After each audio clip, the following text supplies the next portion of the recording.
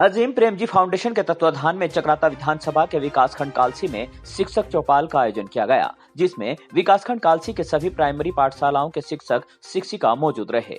कार्यक्रम में जनपद देहरादून के डाइट प्राचार्य राकेश जुगरान बतौर मुख्य अतिथि मौजूद रहे। कार्यक्रम का मुख्य उद्देश्य शिक्षा प्रणाली को और बेहतर करना रहा।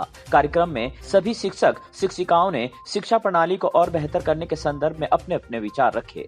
आपको बता दें कि अजीम प्रेमजी फाउंडेशन शिक्षा विभाग के साथ मिलकर शिक्षा के क्षेत्र में शिक्षा प्रणाली को और बेहतर बनाने की दिशा में लगातार प्रयासरत है।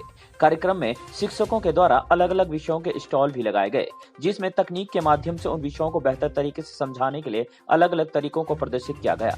वहीं कार्यक्रम में पहुंचे मुख्य अतिथि राकेश जुगरान का कहना है कि बदलते समय को देखते हुए शिक्षा प्रणाली को और बेहतर करना बहुत आवश्यक है और यही इस कार्यक्रम का मुख्य उद्देश्य भी है। वहीं विकासखंड कालसी के खंड शिक्षा अधिकारी भुवनेश्वर प्रसाद का कहना है कि विकासखंड कालसी के सरकारी स्कूलों में छात्रों की संख्या को बढ़ाने के लिए हम लगातार प्रयासरत हैं और ऐसे कार्यक्रम के माध्यम से हमें और मदद मिल सकती है।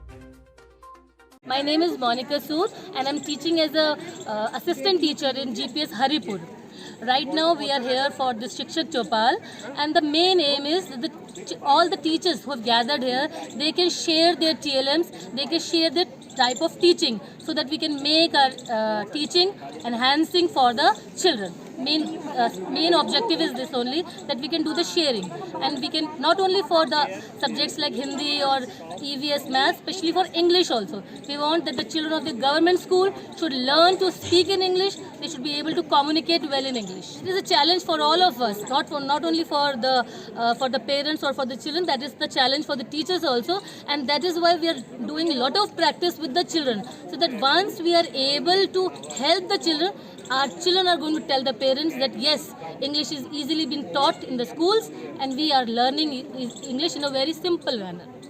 जी, ये विकासखंड कालसी के जो हमारे प्रारंभिक शिक्षा के विद्यालय हैं, उनके शिक्षकों का एक समागम समझ लीजिए आप, जिसको जो शिक्षक चौपाल नाम दिया गया है।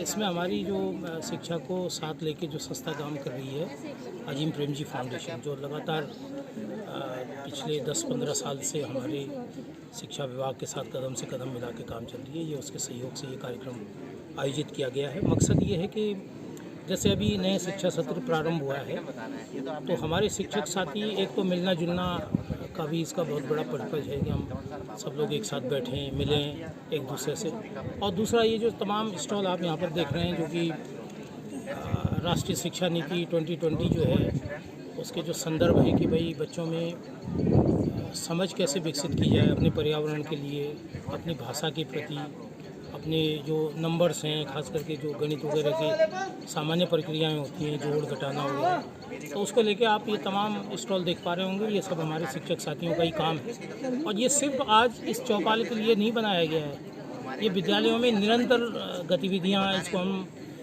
TLM कहते हैं, टीचिंग लर्निंग मटेरियल के तौर पर इसका नाम दिया गया है। डाइट समय समय पर किसी भी जनपद में शैक्षिक शोध और शैक्षिक उन्नयन के क्रम में सबसे बड़ी संस्था होती है इस जनपद में।